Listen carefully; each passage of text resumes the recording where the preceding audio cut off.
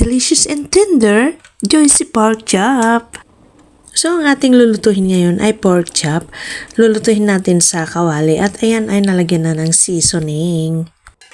Siyempre, salt, pepper, at saka yung powdered na nor. So, ayan, at saka mga iba pang sangkap, kagaya ng green onions, at saka itong si dendron lebanon o kaya rosemary. Napakasarap yan sa karne, bagay na bagay guys, sa karne ang rosemary. So, ayan guys, mag-on na tayo, switch on ng ating stove at ilagay ko sa number 9.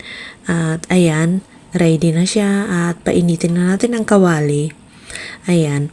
So, inilagay ko sa high temperature muna para madaling mainit yung kawali natin. Tapos ay naglagay na ako dyan ng butter. So ayan ang ginamit kong butter guys. So ngayon ay magdadagdag din tayo ng olive oil para mas masarap. Ayan. Lagi akong gumagamit ng olive oil pagka ako'y nagluluto. Pero depende rin sa inyo guys kung maglagay pa kayo o hindi na. Siyempre mas masarap. Ayan guys, at maglagay na tayo ng ating pork chop dyan. Nagsisisiling na po siya guys. So, ayan guys ay pinadry ko talaga. Tapos, nilagyan ng seasoning na talaga namang kumapit yung mga sangkap. Alam kong kumapit yung mga seasoning ko dyan. So, ayan guys, ganito ang aking pagluto ng aking simpleng pork chop. Ngayon, ilalagay na natin yung yung dendron lebanon o kaya rosemary. Ayan, diba guys? Napakabango guys. Hindi ko siya dinurog o hindi ko siya hiniwa nung nagmarinate ako. Kasi gusto ko na iprito ko lang siya. Kasi, nakukuha din niya yung kanyang aroma. Ganyan. Magiging seasoning din siya. Ganyan guys. So, ayan guys, ay naglagay din pala ako dyan ng konting flour. Ayan.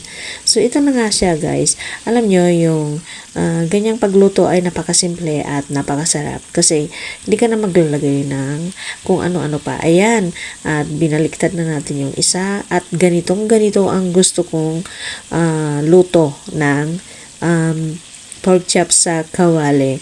Subukan nyo din guys, napakasimple. Depende din sa seasoning na gusto nyong ilagay, ganyan. Pero bago ko pirinito guys, ay 1 oras ko pa lang. And pinabayaan doon sa my bowl. Tapos yung bowl na aking pinaglagyan, hindi ko siya hinugasan. Kasi maglalagay ako ng konting konting tubig at saka konting flour. Okay, corn flour guys. Ayan, ito ang sinasabi ko kasi may flour na rin din yan.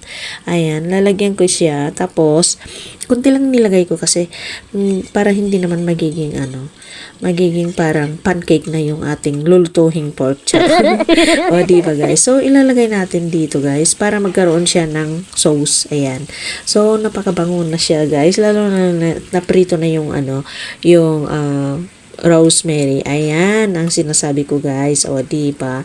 So, ito magiging malapot ng konti at magiging sauce na rin niya. So, subukan nyo guys. Napakasarap. Sa bagay, alam ko na mas magaling pa kayo sa akin. Ako naman ay simpleng pagluluto lang ang aking sinishare sa inyo. So, ayan guys. Tapos, ay kutsa-kutsarahin nyo lang. O, i-mix na ganyan ko. Tapos, ilalagay sa kanyang ibabaw yung sauce. So, ito na nga guys.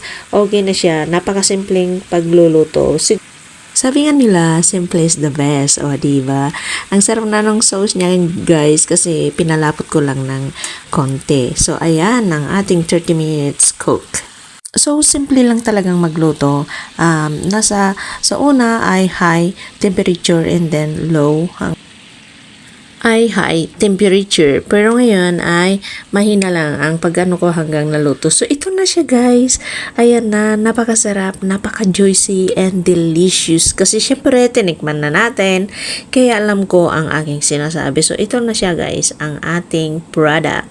This is the Tasty Whisper for today's video. So, ito na nga guys, naglagay na tayo ng kanin at saka ilang hiwa ng ating tender and juicy delicious pork chop. O, diba guys? Syempre, thanks for watching everyone. Ayan ang ating product. And that is the whisper for today's video. Salamat sa panonood at sana mayroon kayong natutunan sa simple kong loto.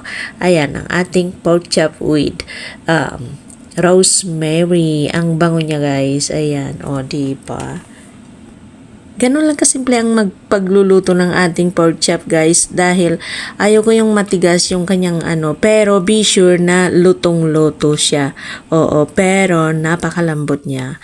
Super juicy and delicious. Subukan nyo guys, ito ng ating pagkain. Thanks for watching everyone and God bless!